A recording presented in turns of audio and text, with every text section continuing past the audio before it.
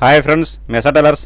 చూడండి, ఇప్పుడు మనం కట్ వర్క్కి పైపింగ్ ఏ విధంగా చేసుకోవాలి అనేది చాలా ఈజీగా సింపుల్గా అయితే మీకు చెప్తాను. చూడండి, పేపర్ ప్రెస్సింగ్ సాఫ్ట్ దాంతో అసలు పని లేకుండా చెప్తాను మీకు. చాలా జాగ్రత్త చూడండి, అసలు ఈజీగా వేసుకోవచ్చు అనమాట. అసలు సింపుల్గా చూడండి ఎంత నీట్గా వచ్చేసింది. ఫినిషింగ్ అనేది చాలా బాగుంటుంది అనమాట. పేపర్ సాఫ్ట్ కూడా అవసరం లేదు దీనికి.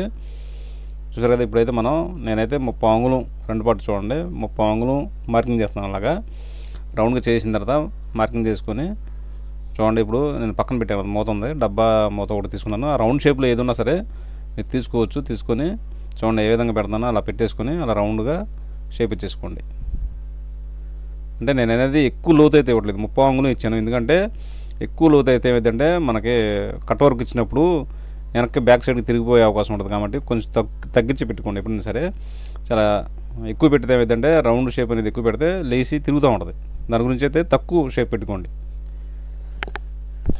అది మీరు తొడిగేదాన్ని బట్టి, జనం తొడిగేదాన్ని బట్టి మీరు ఎలా కావాలంటే అలా పెట్టుకోవచ్చు. నేనైతే 30 అంగుళం పెట్టాను, చాలా తక్కువ పెట్టాను కట్ వర్క్ అనేది. అలా కట్ చేసిన తర్వాత చూడండి ఏ విధంగా కుట్టాలి, ఏ విధంగా స్టిచ్చింగ్ చేయాలి అనేది మొత్తం సింపుల్ ఈజీగా అయితే చూపిస్తాను.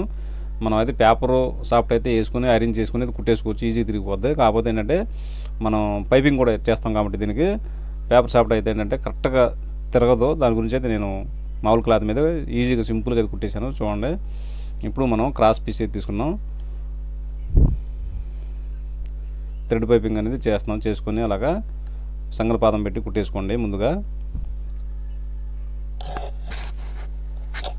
అలాగ సన్నగా కుట్టేటప్పుడు అయితే మాత్రం ఫినిషింగ్ అనేది చాలా నీట్గా ఉండాలి.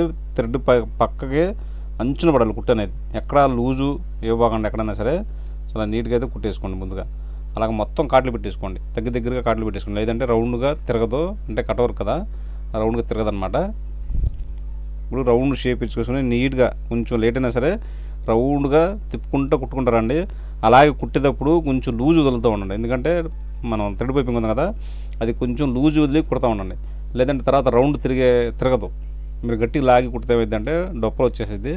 చాలా జాగ్రత్తగా లూజ్ వదిలి, అంటే ఏది మనం పైపింగ్ అనేది లూజ్ వదలాలి. లూజ్గా పెట్టి చక్కగా నీట్గా మనం పైపింగ్ పక్కనే కుట్టుబడేటట్టు కుట్టేసుకోవాలి. చాలా జాగ్రత్త చూసి కట్ చేసుకొని కరెక్ట్గా సన్నగా పెట్టి కాట్లు వేసుకోండి, మొత్తం కాట్లు పెట్టేసుకోండి. లేదంటే రౌండ్ తిరగదు.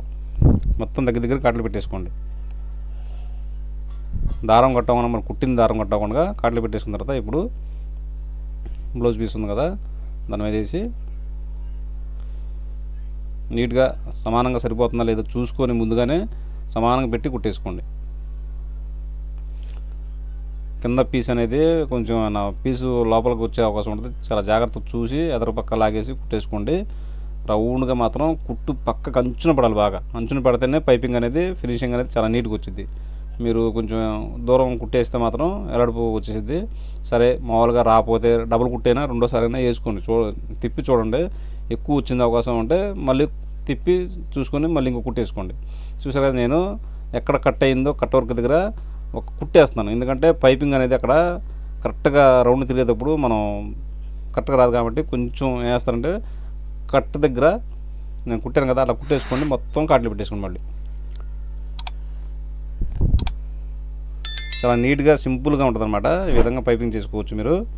చూడండి, తిప్పేస్తే అలా తిప్పి చూసుకోండి ఒకసారి. నాకు అలవాటు కాబట్టి నేను కుట్టేశాను. ఒకవేళ మీకు అలవాటు వచ్చింది పైపింగ్ అనుకుంటే మళ్ళీ దగ్గర పెట్టి కుట్టేసుకోండి. ఇంకా అలా తిప్పేసిన తర్వాత కుట్టేసేయండి. చాలా నీట్గా అయితే మీకు ఎక్స్ప్లెయిన్ చేద్దామని అయితే నేను మీకు పనికొచ్చేదాన్ని అయితే చిన్న వీడియో అయినా సరే మీకోసం పెడుతున్నాను నేను. అలాగే మా ఛానల్ ఇంకా సబ్స్క్రైబ్ చేసుకోవద్దు, సబ్స్క్రైబ్ చేసుకోండి.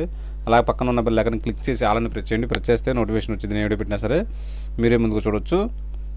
ఒక ఫ్రెండ్స్ సన్నగా అయితే తిప్పి కింద లైనింగ్ కూడా లాగి కింద మనకి పట్టకుండా చాలా జాగ్రత్తగా చూసి కుట్టేసుకోండి. చూసారు కదా, అయిపోయింది.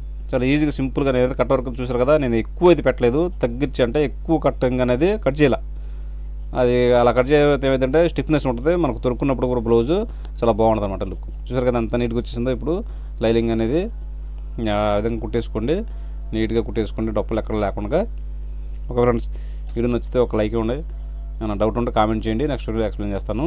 బ్లౌజ్ స్టిచ్చింగ్ కూడా తర్వాత నెక్స్ట్ వీడియోలో మొత్తం పెడతాను. ఇది కాకపోతే ఏంటంటే కట్ వర్క్ కోసం అయితే మీకోసం నేను పెట్టాను. చూడండి, అయిపోయింది. చాలా ఫినిషింగ్ అయితే మంచిగా వచ్చింది అనుకుంటా నేను, చాలా బాగా వచ్చింది. చూడండి, మీకు నచ్చింది మాత్రం ఒక లైక్ ఇవ్వండి మర్చిపోకుండా, ఓకేనా? ఓకే ఫ్రెండ్స్, నెక్స్ట్ వీడియోలో కలుద్దాం మనం.